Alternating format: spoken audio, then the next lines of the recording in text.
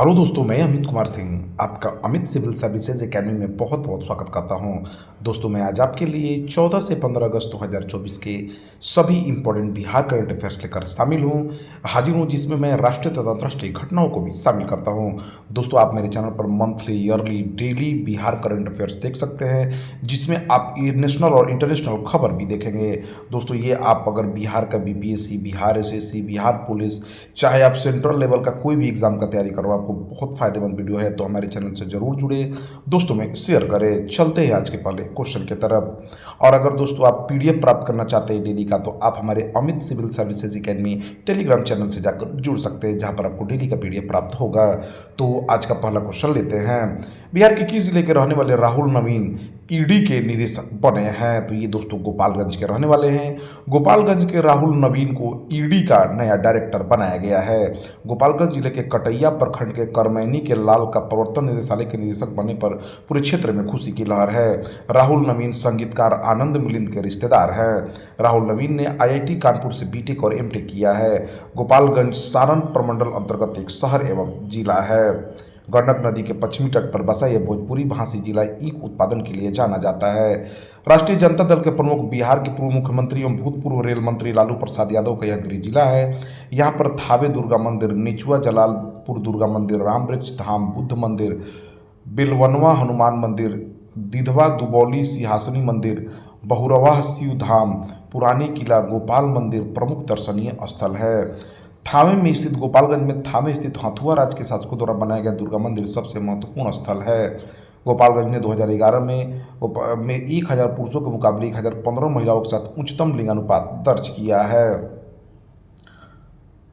15 अगस्त 2024 स्वतंत्रता दिवस के अवसर पर 78वें स्वतंत्रता दिवस के अवसर पर बिहार के कितने पुलिसकर्मियों को वीरता पदक मिला है?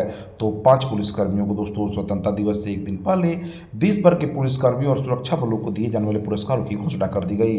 केंद्रीय गृह मंत्रालय की ओर से जारी सूची में बिहार पुलिस के कुल 23 अधिकारी और जवान शामिल हैं, जिन्हें पदक दिए जाएंगे।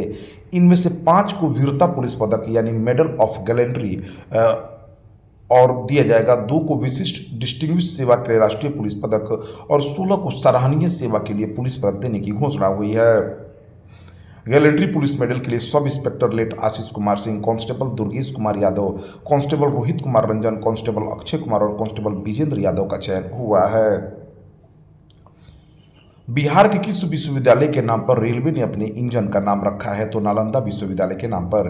रेलवे विभाग की तरफ से नालंदा विश्वविद्यालय के नाम पर भी इंजन का नाम रखा गया है।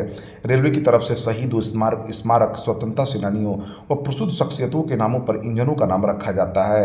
इसके साथ ही रेलवे की तरफ से लुधियाना डीजल सेट के डीजल इंजन का नाम सियाचिन में शहीद हुए पंजाब रेजिमेंट की 26वीं बटालियन के आर्मी मेडिकल कोर के कैप्टन अंशुमन सिंह के नाम पर रखा गया है।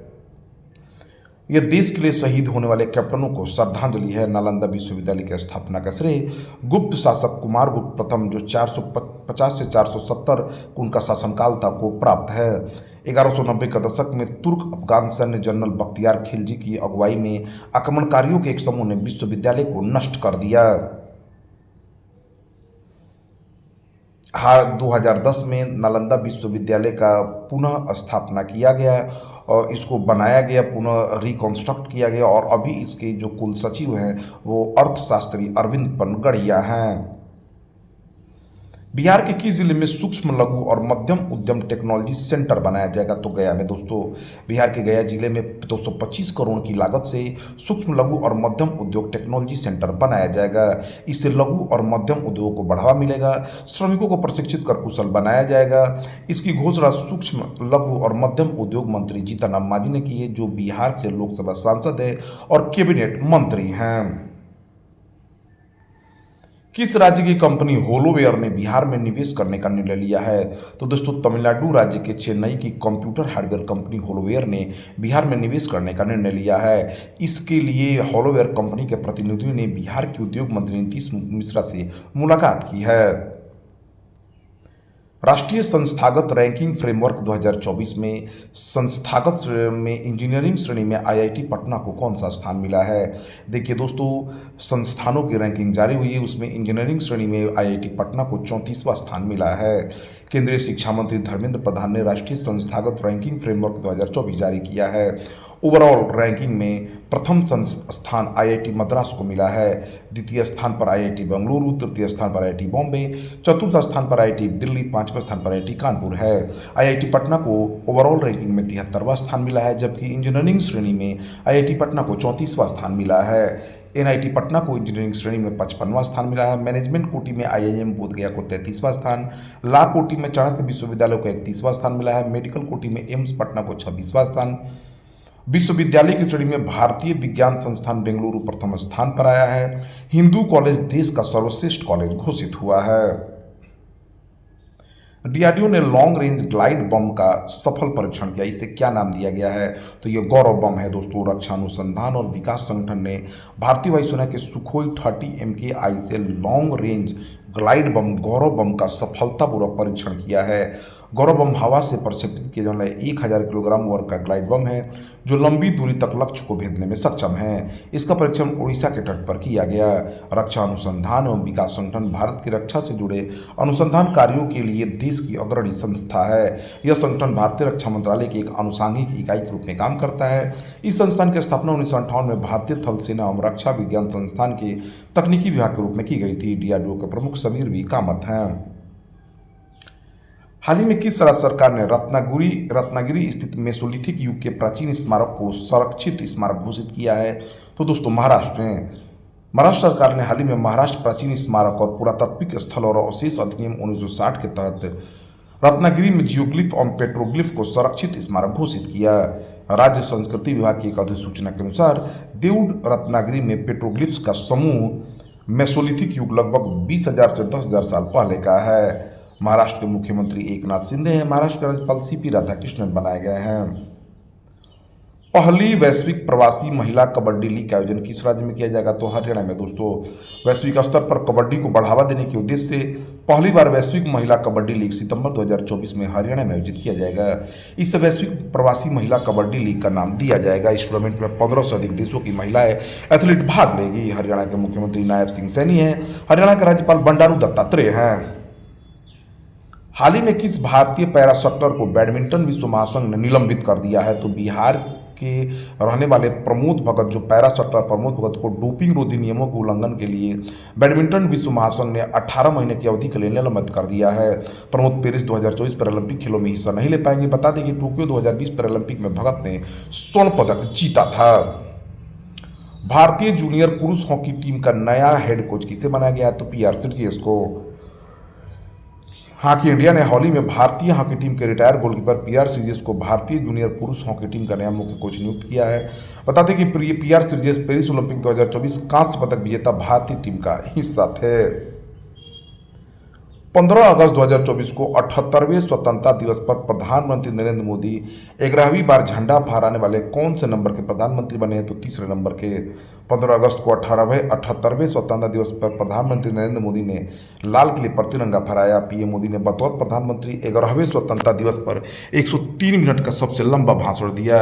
4 बार 2016, 2019, 2022, 2023 90 मिनट से ज़्यादा का भाषण दिया। सबसे छोटा भाषण साल 2014 में 65 मिनट का है, जब मोदी पहली बार प्रधानमंत्री बने थे। नरेंद्र मोदी 11वीं बार झंडा फहराने वाले तीसरे प्रधानमंत्री बने हैं। मोदी से पहले पंडित नेहरू ने 17 बार, इंदिरा गांधी ने 16 बार लाल किले से झंडा फहराया था। 78वें स्वतंत्रता दिवस की थीम विकसित भारत रखी गई है। इसके तहत स्वतंत्रता के 100 साल यानी 2047 तक भारत को विकसित राष्ट्र बनाने का लक्ष्य है। स्वतंत्रता दिवस पर पेरिस ओलंपिक के भारतीय खिलाड़ी स्पेशल गेस्ट के रूप में शामिल हुए हैं। पीएम मोदी ने 103 मिनट के भाषण में देश में अगले 5 साल में 75,000 मेडिकल सीट बढ़ाने की घोषणा की। पीएम मोदी ने गैर राजनीतिक परिवारों से 1 लाख युवाओं को राजनीति में लाने की घोषणा की। 2036 में ओलंपिक का आयोजन भारत में किए जाने का ऐलान किया। 2030 तक रेलवे को नेट जीरो एमिशन का लक्ष्य तक पहुंचाया जाएगा।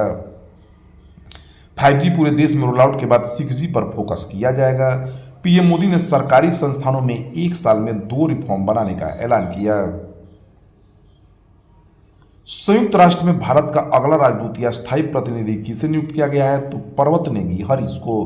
14 अगस्त 2024 को केंद्र सरकार ने पर्वत नेगी हरीश को न्यूयॉर्क में संयुक्त राष्ट्र में भारत का अगला राजदूत नियुक्त किया है। इसके साथ उन्हें भारत का स्थायी प्रतिनिधि भी बनाया गया है। हरीश को 24 अगस्त 2024 को जर्मनी में नियुक्त किया गया था। पर्वत नेनी हरीश 1990 बैच के भारतीय विदेश सेवा अधिकारी हैं। वे केंद्रीय विदेश मंत्रालय में एडिशनल सेक्रेटरी के रूप में भी काम कर चुके हैं। वे 2007 से 12 तक उपराष्ट्रपति के ज्वाइंट सेक्रेटरी और विशेष कार्य अधिकारी भी थे। जुलाई 2012 से मार्च 2016 तक वे ह्यूस्टन में भारत के कॉन्सुलेट जनरल थे। वे अप्रैल 2016 से 2019 तक वियतनाम में भारत के राजदूत भी रह चुके हैं। 14 अगस्त 2024 को WHO ने किस रोग को ग्लोबल हेल्थ इमरजेंसी घोषित किया है? तो मंकी पॉक्स को। 14 अगस्त 2024 को विश्व स्वास्थ्य संगठन ने मंकी पॉक्स यानी मंकी पॉक्स को ग्लोबल पब्लिक हेल्थ इमरजेंसी घोषित किया है। यह 2 साल में दूसरी बार है जब इस बीमारी को हेल्थ इमरजेंसी बताया गया है। मंकी पॉक्स चेचक जैसी एक वायरल बीमारी है। कॉन्गो में इस बीमारी का प्रमुख फैला हुआ है, जिसकी चपेट में पड़ोसी देश भी आ गए हैं। आमतौर पर इस वायरस से संक्रमण के ज़्यादा दुष्प्रभाव नहीं होते हैं, लेकिन दुर्लभ मामलों में यह घातक हो सकता है। इसके चलते फ्लू जैसे लक्षण दिखते हैं और शरीर पर मवाद से भरे घाव होते हैं। यह virus orthopox virus genus family का ही मेंबर है, जो चेचक के लिए जिम्मेदार है। America centre for disease control and prevention के मुताबिक इस साल तक अफ्रीकी महाद्वीप पर एम पॉक्स के 17,000 से अधिक संदिग्ध मामले सामने आए हैं, जबकि 517 मौतें रिपोर्ट की गई हैं। पिछले साल इसी अवधि की तुलना में इस मामलों में 160% की बढ़ोतरी हुई है। कुल मिलाकर 13 देशों में एम पॉक्स के मामले दर्ज किए गए हैं। 14 अगस्त 2024 को ग्लोबल कॉफी चेन स्टारबक्स ने किसे नया चीफ एग्जीक्यूटिव ऑफिसर नियुक्त किया है? तो ब्रायन निकोल को। 14 अगस्त को ग्लोबल कॉफी चेन स्टारबक्स ने ब्रायन निकोल को अपना नया चीफ एग्जीक्यूटिव ऑफिसर नियुक्त किया है। वे भारतीय मूल के लक्ष्मण नरसिम्हन की जगह लेंगे। निकोल 9 सितंबर को सीईओ का पद संभालेंगे।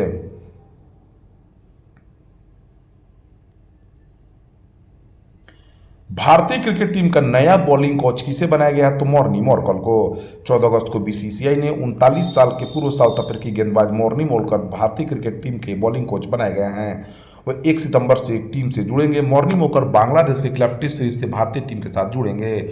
19 सितंबर से शुरू हो रही है सीरीज मॉर्नी मोरकल का पहला असाइनमेंट है। मोरकल पाकिस्तान क्रिकेट टीम के बॉलिंग कोच रह चुके हैं। हेड कोच गौतम गंभीर ने मोरकल को बॉलिंग कोच बनाने की मांग की थी।